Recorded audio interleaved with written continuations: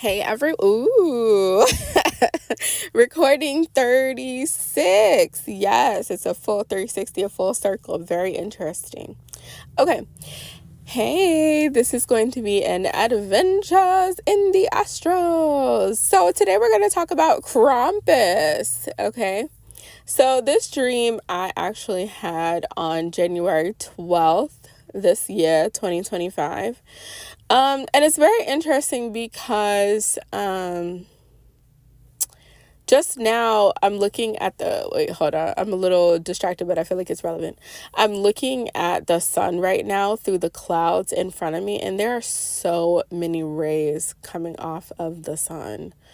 I mean, like, it's just like so magical right now. I just wanted to say that.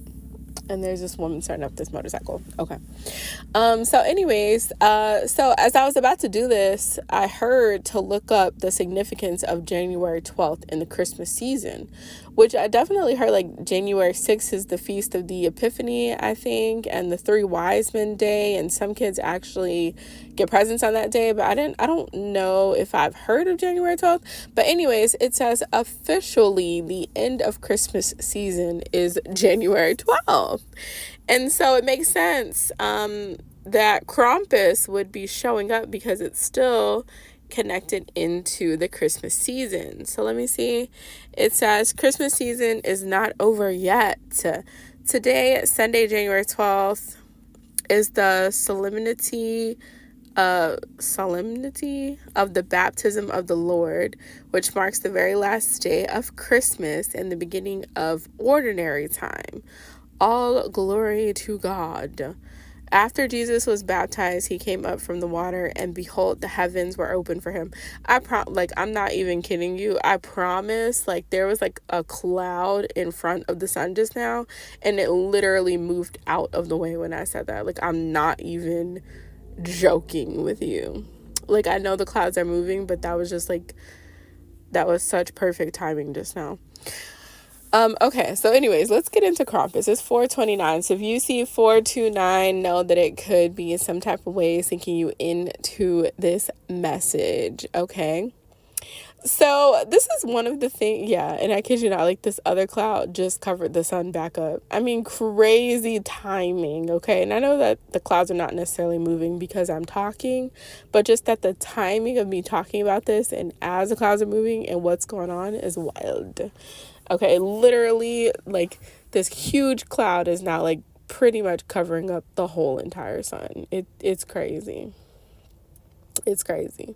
Like, in a second, you won't even be able to see all the rays. So anyways, okay. So this is the interesting thing, right? Because I keep a dream journal. I have about, like, 2 and some change years worth of dreams from each month. And one thing that I noticed is that I do not dream about every person, place, or thing that I see. Sometimes it does line up like that, where I will listen to something and then I'll dream about it, but that's not like a guarantee. And so I know that when something is showing up, it's showing up because it has a lot of significance in that moment. I have heard about Krampus for a while now, like at least a decade, where I have heard about Krampus, but I can say, as far as I can remember, especially not in like the last 4 or 5 years, I have never had a dream about Krampus ever. Okay, period. Like, no dream about Krampus. Period. But on January 12th, the 11th going into the 12th, I dreamed about Krampus. Let's talk about Krampus, okay? So in the dream, it was very interesting because I was switching perspectives a lot, number one. So sometimes I was looking out of my 2 eyes and I'm looking at traditional Santa Claus and Krampus, okay? Sometimes it was like I was watching a movie about Krampus's life, and then other times it felt like I wasn't in a body and I was just observing Krampus, okay? But this was like the story of his life, and I'm actually going to write a story about this. I'm actually in the works of writing a story. So I don't know if it's going to be a short story or something like that, but it's going to be like what is the term? The atonement of Krampus or something to that extent, okay? So the story kind of opens up, and I'm going to tell it like a story because that was the overall feeling of it, was like, I was interacting with him, but a lot of it was almost like him bringing me through movies, memories of his life, and getting a well-rounded perspective. And I'll tell you at the end as to why I think he was doing that, okay? So it starts off with Krampus being with this traditional, like, Santa Claus, white Santa, white beard, everything like that, except Santa was a magician and so was Krampus, okay? Santa was also a sort of mentor, but like a fatherly mentor to Krampus as well. Okay, so he was teaching Krampus. This would be like a student, but I also would say that he was a fatherly figure that looked at Krampus as a type of son, I would say. Okay, now the interesting thing is that there was this overall undertone that Krampus had searched out Saint Nick. Okay, he had searched out Nicholas. He searched out Nicholas because he was looking for some type of redemption. And so they were both magicians, but we'll say that Saint Nick was a white magician, white magic that gave life, that gave wisdom, and that ultimately gave good energy to people. Whereas Krampus was not only a magician, but definitely in some type of way connected to the jinn, if not had de-evolved and then became a jinn. Okay, so let me go back a little bit. It was very clear to me that Krampus was an actual magician on Earth at a point in time. Very, very old soul, I guess we would say, spirit or soul. And he was a magician at one point in time. And then all of the kind of negative and dark magic that he did over what's like 1,000 years at a time? Millennias? Is that 1,000 years at a time? Millennias or child? Hundreds of thousands of years, it had de-evolved him into like a dark kind of shadow being, I would say. And from that space, he started to get involved in the jinn world, and then became a jinn, okay? However, it seemed like he ran into some issues in the jinn realm as well.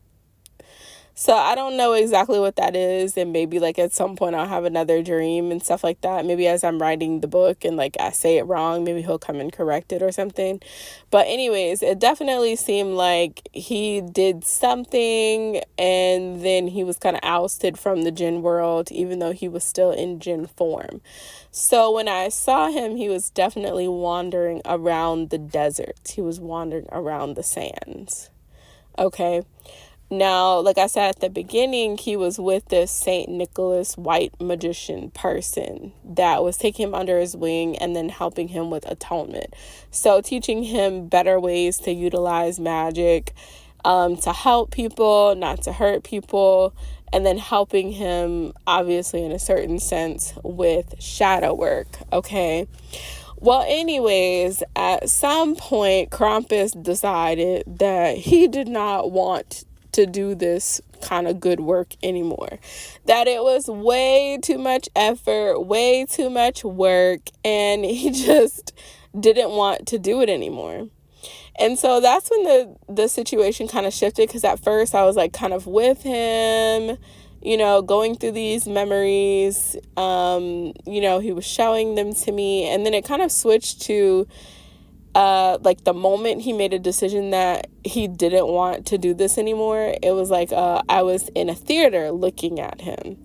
And it was interesting because on the screen, it was like the point of view that the camera person was taking the camera like up from the sands of the desert, up on the side of a sand dune. And then there was this orange light coming from the sun, like when the sun is just rising, and that's that dusk, not dusk, but like very early dawn, where it's still kind of dark outside, but it's starting to orange and pink up, like that.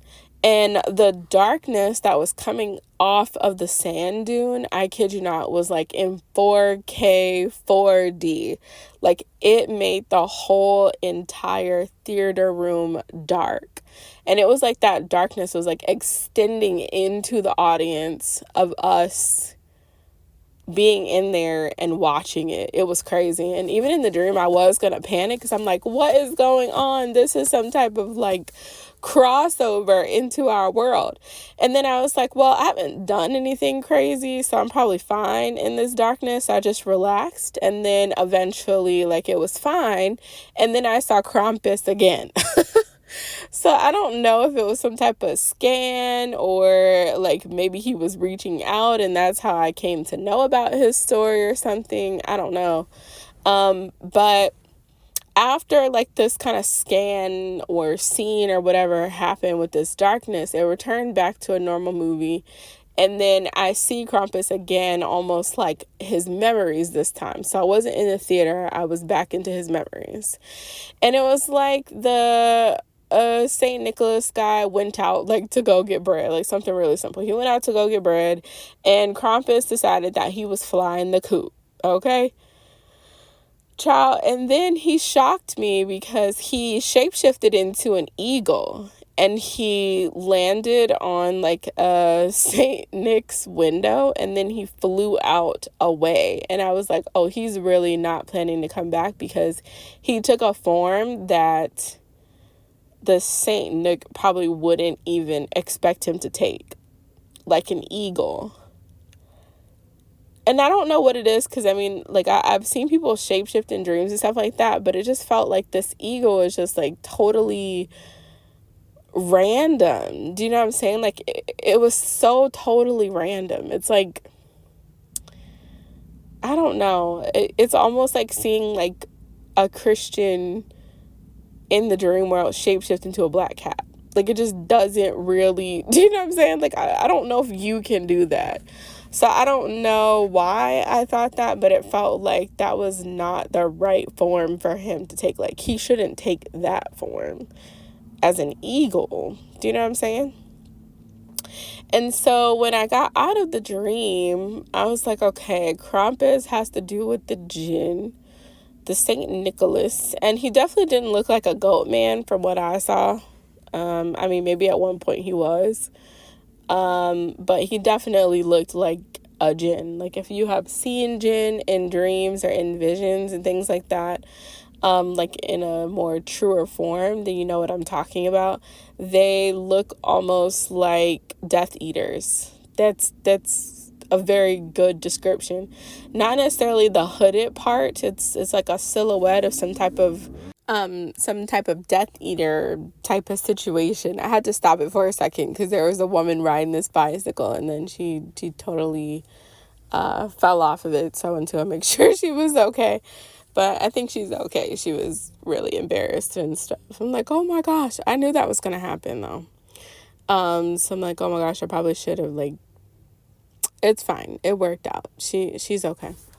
Anyways, but yeah, like a kind of silhouette of like this kind of wispy black kind of, you know, almost like tattered clothing kind of is what they look like.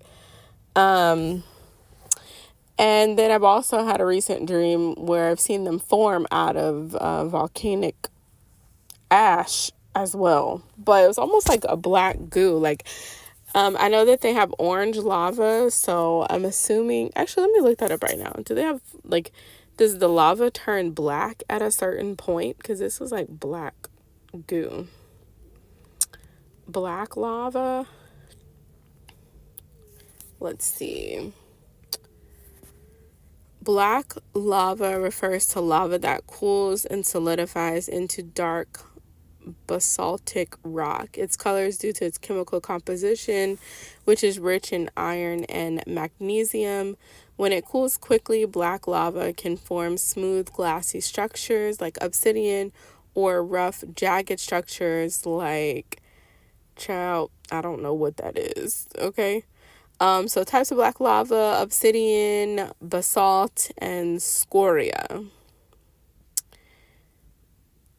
Common volcanic rock on Earth. Volcanic glass form when lava cools. Shiny, black, smooth, often used in tools or jewelry. I definitely think that it must have been like the obsidian. I thought it was literally made out of ashes, but it makes sense that it's not made out of ashes. So anyways, I've seen them form out of that as well. Black lava typically originates from shield volcanoes or fissure eruptions. Yeah. And when I saw them in the dream, coming out of like the black lava, obsidian, I guess, they were coming out of little like mini volcanoes in the desert. And they said that these are called mud volcanoes, that they can form from earthquakes, which is interesting because the next day, which was the full moon in Cancer on the 13th, I ended up having a dream where my husband was, oh, look, Oya is on the back of this car. You better get on up out of here, child.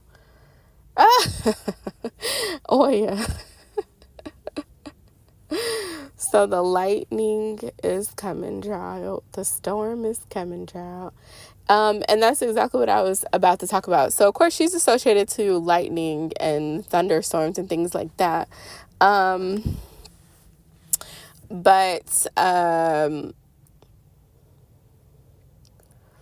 what I saw on the full moon in Cancer in my dream was like my husband and I were driving somewhere in Arizona.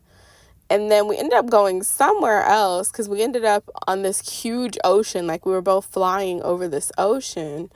And he was like, yeah, this is the space where I was telling you about that guy that needs help.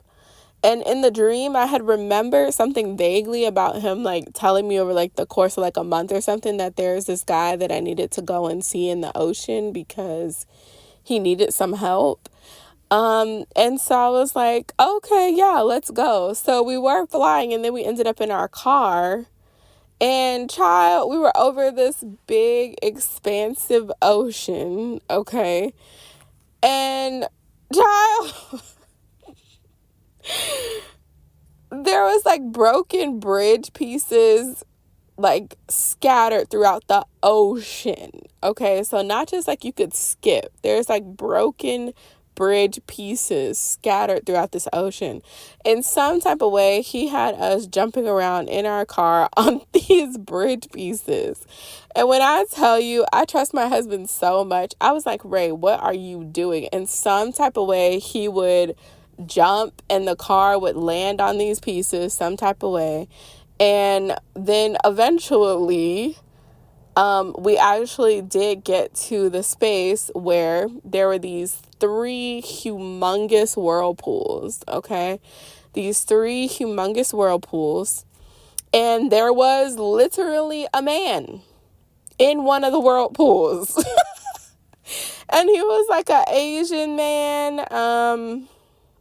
And he was wearing like the monk colors, you know, sometimes they have like the really dark orange. So he had like a really dark orange kind of chiffon top. And then these kind of darkish red, not quite maroon, but like darkish red kind of billowy pants on. That could have also been chiffon as well. I'm not exactly sure. I'm not exactly sure what the material is, but I definitely think that there are monks with that color scheme. But anyways, his hair was out. He had really nice black shoulder length hair. He was an older man, and he was on life support, child, in the middle of this whirlpool. It was crazy. Like, he literally had tubes and everything. Look, and on this bus, it says a way of life, a badge of honor. He was literally on life support. Okay. I'm like, how is he in the middle of this whirlpool and he's got an oxygen mask? I'm like, what is he even connected to? So obviously some of those parts are symbolic, but the being himself, I'm gonna get into that in a second, but was an actual being, and he had his eyes closed, and he was as big as the whirlpool too, which was crazy. And I was like, he's on life support, but that's actually a really big feat to be able to stay floating in the middle of this whirlpool. He was like laid out, like he was laid out on a bed. Like, he was just like chilling in the whirlpool. Like, he wasn't turning with the whirlpool or anything. He was staying right in his spot. Like, he was going against the current of the whirlpool. And it was whirlpooling. It was. And so he was like, yeah, this is the guy that I was telling you about. I'm like, he seems at peace. I don't know. I mean, it looks like he's on life support, but he looks peaceful. I mean, maybe the life was supporting him. I don't know. But anyways, last night I ended up having this experience where, I wanted to say about the waters. So as I was flying over the waters with Ray before we got to the man, I noticed that the waters were troubled. That was the first thing I noticed. So, like when there's a rumbling happening, there's like a low rumble going on with the waters. And you could tell because the waters were moving. And it wasn't huge waves yet, but it was moving consistently, like wooming, like woom, woom, woom, like that. And I was like, is there an earthquake coming? Like, is there an earthquake coming somewhere? I'm like, why are the waters like this? And like I said, the whirlpools were whirlpooling, all three of them. And so when I came out of that dream, I was like, who is that person? And I must be really missing something because I don't remember this person who this being is. So anyways, last night I was doing a conversation with my pendulum, and there was a spirit that came in that was extremely persistent. So I usually have like spirit knocks, and you know the difference because we also have like families of black cats in the area that like jump on your roof at night and all type of stuff. And then sometimes there's wind and stuff like that, but spirit knocks are very distinctive, so you can tell if it's spirit knocks. So usually I'll have like a knock or something, maybe like a really powerful knock, usually when they really want to get your attention. But this one was very persistent, and so I was like, okay. Like, even like Ray came in and he was talking to me, and there was like a loud knock, and he was like, what's that? And I was like, probably a spirit. And then I ended up going to the bathroom because I was like, let me use the bathroom before we get into this because I have to use the bathroom. And so I went to the bathroom, and then I stopped in the kitchen. I was talking to Ray in the kitchen. Then I heard a knock on another door where I was not. And I was like, oh yeah, okay, let me stop talking and let me get back to the pendulum because they have something to say. Anyways, I'm pretty sure that the spirit was the wall cool. I think that's how you pronounce his name, Dwal Kul, with the Theosophist Society and the Mahatmas.